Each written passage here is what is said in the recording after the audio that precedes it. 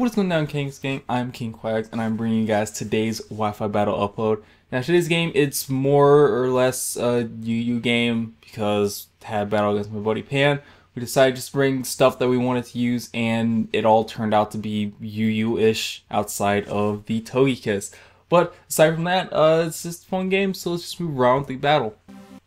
So, right off the bat, he's just going to lead off with his Jolteon. I'm going to lead off with my Victini, and since he knows that I am Choice Scarf, he is going to want to switch out because he does not want to take a V-Create or Zen Headbutt or anything of the sorts. So I'm just going to go for the U-turn just so I get the switch initiative on whatever he does want to bring in. Decides to bring in the Arcanine to try to get the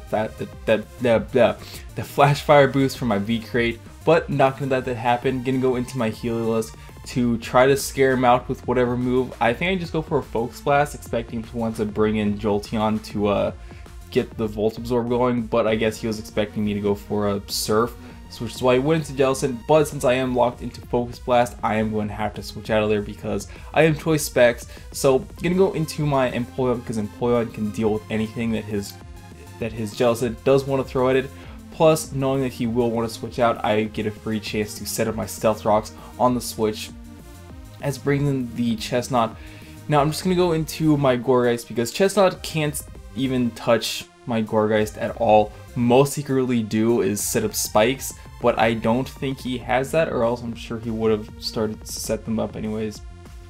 But I'm going to double out here, going to go into my Togekiss, predicting him to want to go into Arcanine to absorb a Will-O-Wisp with his Flash Fire. Plus, when I do go into my my Togekiss, I can just go for an Air Slash, which should be able to take him out after the Stealth Rocks damage, and it does because Life Orb Togekiss is powerful and I like it super muches.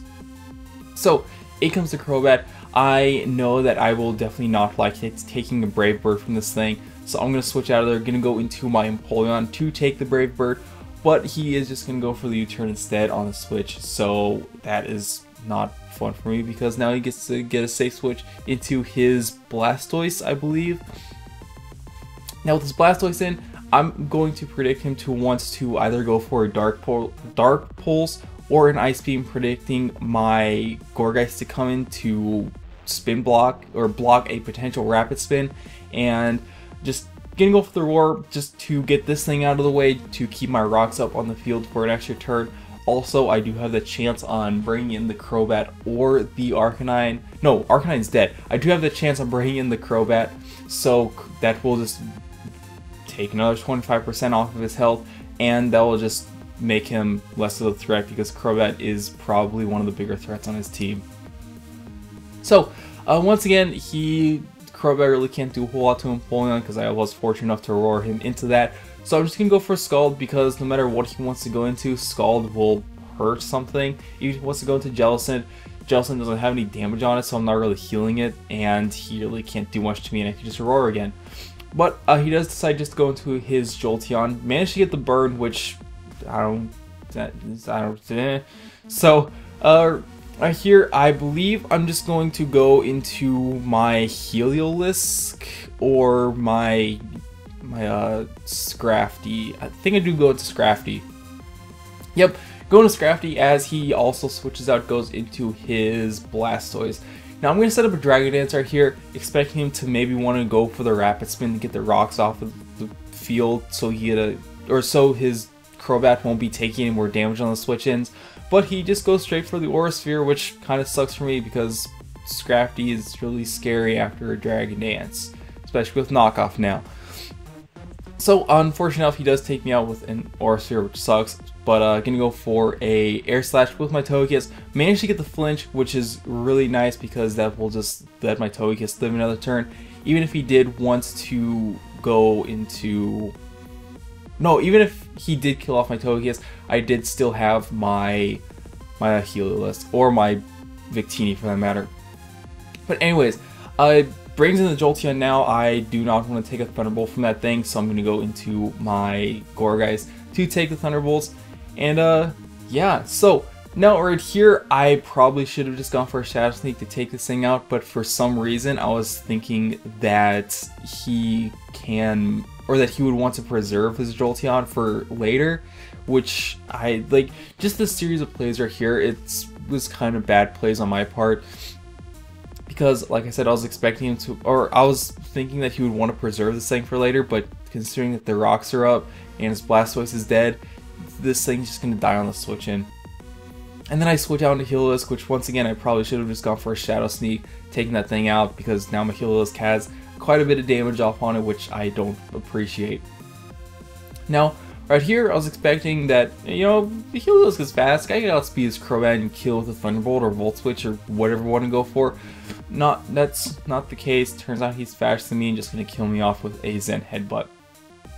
But gonna go to Gourgeist now. I know that I could take these Zen Headbutts all day, every day, because I'm a Gourgeist, and Gourgeist is super bulky and I like it.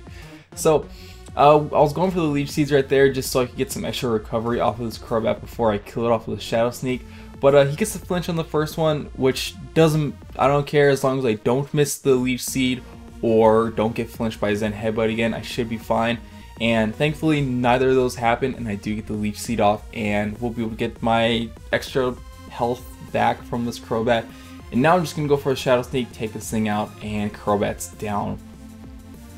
So I believe his last Pokemon are his Chestnut and his Jellicent, which those two, down to his defensive core, which is going to be kind of annoying.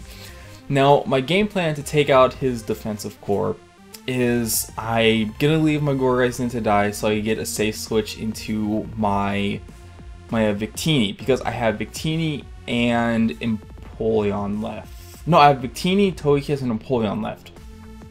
So what I'm gonna do is my Victini is Choice Scarfed, and I know that a V-Crate will be more than enough to deal with the rest of his team, knowing that his Jellicent is especially defensive. So if I can get this thing down to around 40-ish, 30-ish%, then Victini should have no big deal taking care of this thing, or taking care of the rest of his team with V-Creates. So that's pretty much my game plan, get this Jellicent down as low as I can, and get a safe switch into my Victini to just go ahead and just demolish everything with V-Creates. So, right here is, like I said, I'm just going for Air Slashes, hopefully flinching, but unfortunately enough I don't get to flinch here. He's going to go for Toxic. Now, I know that he can live another Air Slash and he can just go for Recover and just stall me out. So right here, I believe I'm just going to go for a Nasty Plot as he goes, yep, do go for Nasty Plot this turn as he goes for the Recover. Now, one thing I wasn't exactly taking into account, this was probably the best game plan, because I was going to say, one thing I probably should have taken into account was that that Chestnut is really bulky, and since my Victini is Jolly Scarfed and not Adamant, then a V-Crate probably won't be able to one-shot it from full health. So that's one thing I'll have to worry about. But anyways, gonna go to Victini now, and all I could hope is that he does in fact switch out. Yeah, he does switch out. Probably expecting me to go for a Bolt Strike, but like I said, his Jellicent is at a low enough amount of health to a point where V-Crate should be able to take it out. So I'm gonna go for that as he brings the Chestnut, and Chestnut does manage to live this V-Crate with very little HP, but since he switched into the V-Crate instead of leaving Jellicent in to die and then getting a safe switch into Chestnut, well, I don't even think a Wood Hammer would have been able to take out Victini from that range just because of how bulky it is. But either way, at this point it's pretty much game, because I know for a fact that I even ran the calcs and everything, that after his Jellicent switches in from the Stealth Rocks, then he will just die to a V-Crate. So that was the game. Hopefully you all did enjoy. If you did, leave comments down below. Do not forget to show the like button some love, and if you're interested in, if you did enjoy this battle and want to see more content from me, then you can mosey on over to my channel. Sure, that link will be in the description down below, and feel free to show my sub button some love, maybe, hint hint. But yeah, so that was that. So hope you guys enjoy, and later.